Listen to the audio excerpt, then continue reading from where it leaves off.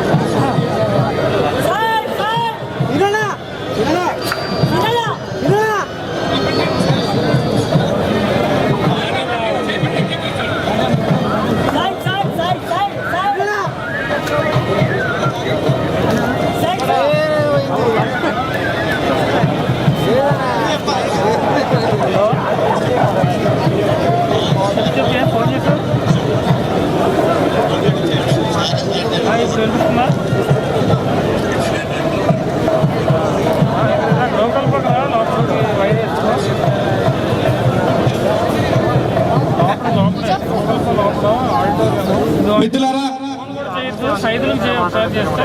TGO రాష్ట్ర కార్యవర్గానికి, జిల్లా అధ్యక్షులకు, forum అధ్యక్షులకు, అధ్యక్ష కార్యదర్శులకు, టీఎన్జిఓస్ రాష్ట్ర కార్యవర్గానికి అధ్యక్షులకు, మహిళా ఉద్యోగులకు, మేడం సెక్రటరీ నుంచి వచ్చినటువంటి మా సోదరిమణి సులోచన గారు, సుభద్ర గారు, వేదిక మన పెద్దలకు, తెలంగాణ గణిత అధికారుల సంఘ సభ్యులకు, తెలంగాణ ముద్దుబిడ్డలకు, వివిధ సంఘాల నుంచి వచ్చినటువంటి నాయకులకు, ప్రతి ఒక్కరు కూడా పేరు పేరున ఉద్యమాభివృద్ధిని తెలియజేస్తూ, ఈరోజు గత 12 సంవత్సరాలుగా తెలంగాణ ఏ ఒక్క అధికారికి, ముఖ్యంగా మన సంఘానికి ఎప్పుడు ఇబ్బందులు వచ్చినా, ఎప్పుడు కష్టాలు వచ్చినా, ఎప్పుడు వేధింపులు వచ్చినా పిలవగానే అనేక సందర్భాల్లో అండగా ఉన్నటువంటి మన ఉద్యమ నాయకుడు కేసీఆర్ గారి చేతుల మీదుగా ఈ రోజు మనం ప్రారంభం చేసుకున్నందుకు నిజంగా మనందరూ కూడా సంతోషంగా ఉందని చెప్పి కూడా తెలియజేస్తూ, సమయం తక్కువ ఉంది కనుక చాలా మంది నాయకులు అన్యతగా భావించకుండా వర్షం కూడా ఇప్పటి వరకు మనకు సహకరించింది. ముఖ్య నాయకులే ప్రసంగాలు ఉంటాయి కనుక దయచేసి అన్యతగా భావించొద్దని చెప్పి పెద్దలందరినీ కూడా వేడుకుంటూ, స్వాతంత్రం వచ్చిన నాటి నుండి 8 సంవత్సరాల క్రితం వరకు కూడా సంఘాన్ని స్థాపించనీయకుండా అనేక వేధింపులకు గురి చేస్తూ కావలి కార్మిక సంఘం ఉంది,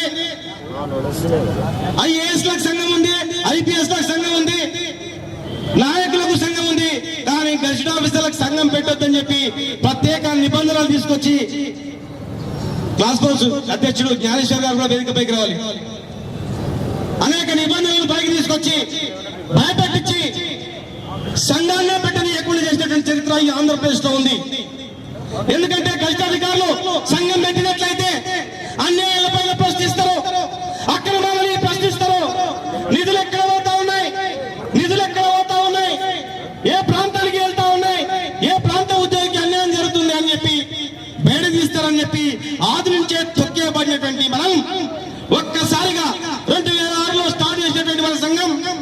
దాదాపు 30,000కు పైగా మనం అందరం కూడా సభ్యత్వాన్ని చేసుకుని ఈ రోజు ఇదే ప్రభుత్వం తెలంగాణకు వ్యతిరేకంగా ఉంటూ అసెంబ్లీలో తెలంగాణ పదాన్ని ఉచ్చరించినటువంటి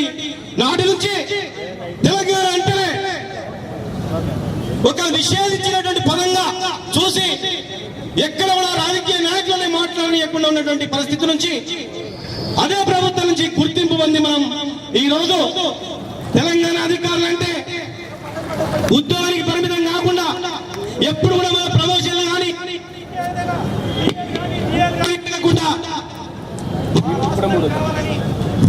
తెలంగాణ రాష్ట్రమే కావాలని చెప్పి సాయన వ్యాఖ్య సకల జిల్లా సమ్మె ఆ రోజు నుంచి ఈ రోజు వరకు కోదండ గారు, దేవి ప్రసాద్ గారు, విఠల్ గారు, ఇంకా నాయకులు ఏ పిలిపించినా ఎప్పుడు పిలిపించినా తెలంగాణ జేఏసీలో ముందుండి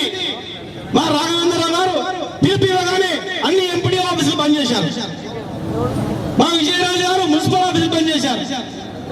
విష్ణువర్ధన్ గారు, సాధవ్ గారు, ముజీబ్ గారు మొత్తం